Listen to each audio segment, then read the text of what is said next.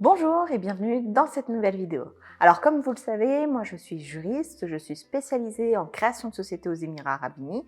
Je vous accompagne dans la création de votre société, dans l'obtention des visas résidents, l'ouverture des comptes bancaires personnels et professionnels.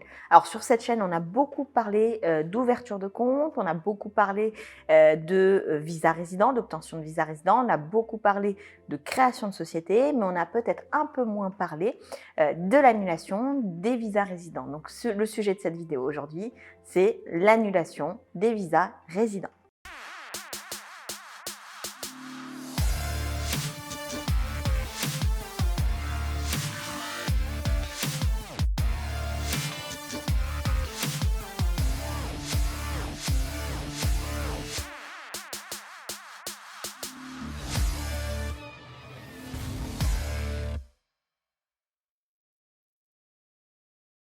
Lorsqu'on obtient un visa résident aux Émirats Arabes Unis, on va voir sur le visa, donc c'est une étiquette rose, la date de commencement du visa résident et la date d'expiration du visa résident.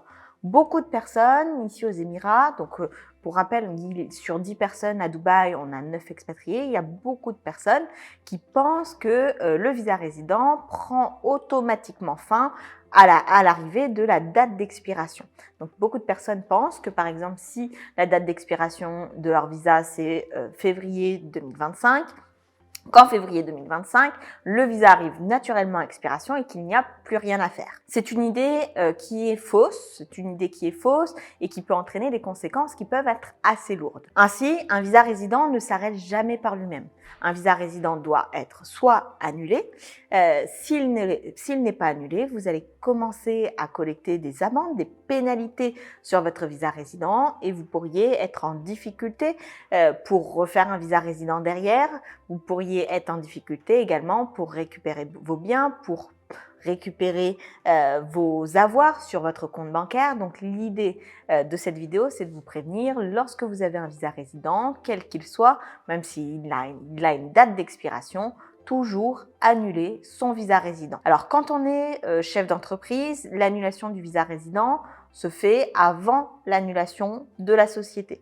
C'est pour ça qu'en général, quand vous annulez vos sociétés, quand vous fermez votre entreprise, je vous recommande de vous y prendre à l'avance, avec au moins un mois d'avance, pour avoir le temps de bien annuler le visa résident, puis d'annuler la société avant l'expiration de la licence pour éviter toute amende. Si vous êtes employé d'une société, salarié, dans ce cas-là, c'est l'employeur qui a la charge d'annuler votre visa résident lorsque vous quittez l'entreprise, que ce soit de manière volontaire ou involontaire.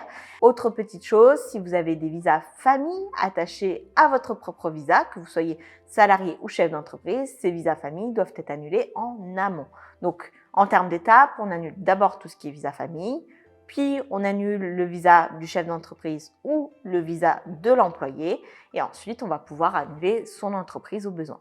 Pourquoi on a absolument besoin de l'annuler? Tout simplement parce que si vous dépassez la date d'expiration, vous pouvez prendre des amendes, mais aussi lorsque vous allez avoir besoin de refaire un visa résident, par exemple un nouveau visa résident chez un nouvel employeur, dans une nouvelle société où vous auriez trouvé un emploi, parmi les conditions requises à la création du nouveau visa résident, on va avoir la présentation du papier d'annulation du précédent visa. Donc c'est important lorsque vous quittez une société ou lorsque vous fermez une entreprise de bien vérifier que vous avez qu'on vous a remis le certificat d'annulation de votre visa résident qui se présente comme une page, c'est un PDF qui est d'une page où vous allez voir votre photo, votre nom, votre prénom et la mention comme quoi votre visa résident a bien été annulé.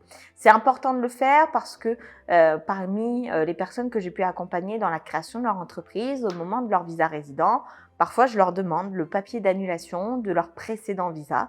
Il est parfois difficile après plusieurs années. Peut-être que votre ancien employeur a bien annulé votre visa mais a fermé. Donc, il peut être difficile de retrouver ce papier. Donc, faites en sorte de l'avoir sous la main dès que vous avez annulé le papier. Puis, il vous sera également utile de toute manière pour la fermeture de vos comptes bancaires ici aux Émirats si jamais vous vous destinez à quitter le territoire.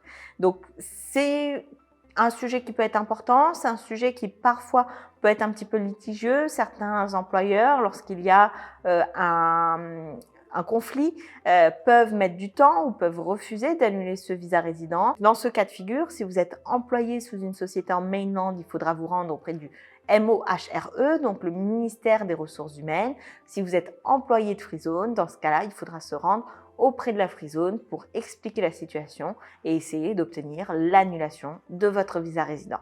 Donc j'espère que vous l'avez compris, l'annulation du visa résident est une étape importante, quelle que soit votre situation, que vous continuez ensuite votre vie aux Émirats Arabes Unis ou non, il faut impérativement que vous vous assuriez que le visa résident a bien été annulé pour éviter de collecter des amendes qui pourraient ensuite vous être réclamées par exemple à l'aéroport à l'occasion d'un autre voyage ici aux Émirats. Donc c'est important pour vous de collecter vos papiers et de partir en toute sérénité.